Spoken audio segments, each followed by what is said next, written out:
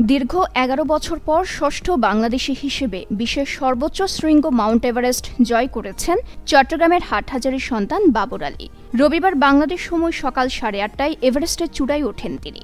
চলতি বছরের ১ এপ্রিল নেপালের উদ্দেশ্যে দেশ ছাড়েন বাবর আলী। চূড়াটি পর্বতের ১৫,৫০০ ফুট উপরে।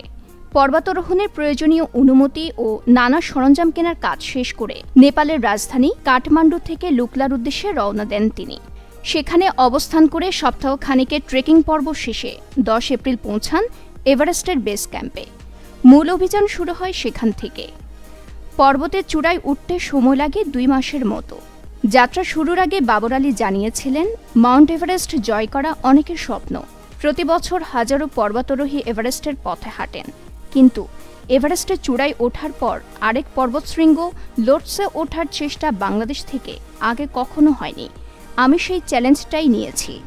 সে অনুযায়ী এভারেস্ট জয়ের পর বাবরের পরবর্তী লক্ষ্য পৃথিবীর চতুর্থ শীর্ষ পর্বত লোটসের চূড়াও জয় করা। রবিবার ক্যাম্প ৪-এ নেমে মাঝরাতে আবারও শুরু করবেন দ্বিতীয় লক্ষ্যের পথে যাত্রা। সব অনুকূলে থাকলে রবিবার দিবাগত রাত শেষে সোমবার ভোরে পৌঁছে যাবেন লোটসের চূড়ায়।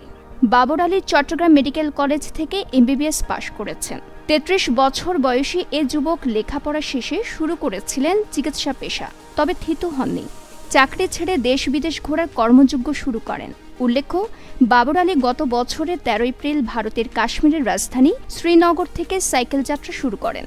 ১ মাসের চেষ্টায় প্রায় ৪,০০০ কিলোমিটার পথ পাড়ি দিয়ে তামিলনাড়ুর কন্যাকুমারী গিয়ে থেমেছিলেন। পথে ভারতের ১৩টি রাজ্য এবং কেন্দ্রশাসিত বিভিন্ন অঞ্চল পাড়ি দেন তিনি। তারও আগে ২০১৯ সালে পরিবেশ রক্ষার ব্রত নিয়ে বাংলাদেশের ৬৪ জেলায় হেঁটে ভ্রমণ করেন তিনি। চালিয়েছেন সচেতনতামূলক কার্যক্রম। হেঁটে বাংলাদেশ ও সাইকেলে ভারতবর্ষ পাড়ি দেওয়া বাবর আলী এবার এভারেস্ট জয় করে লিখলেন দুঃসাহসের এক নতুন গল্প। নিউজ ডেস্ক, দৈনিক পূর্বকোণ।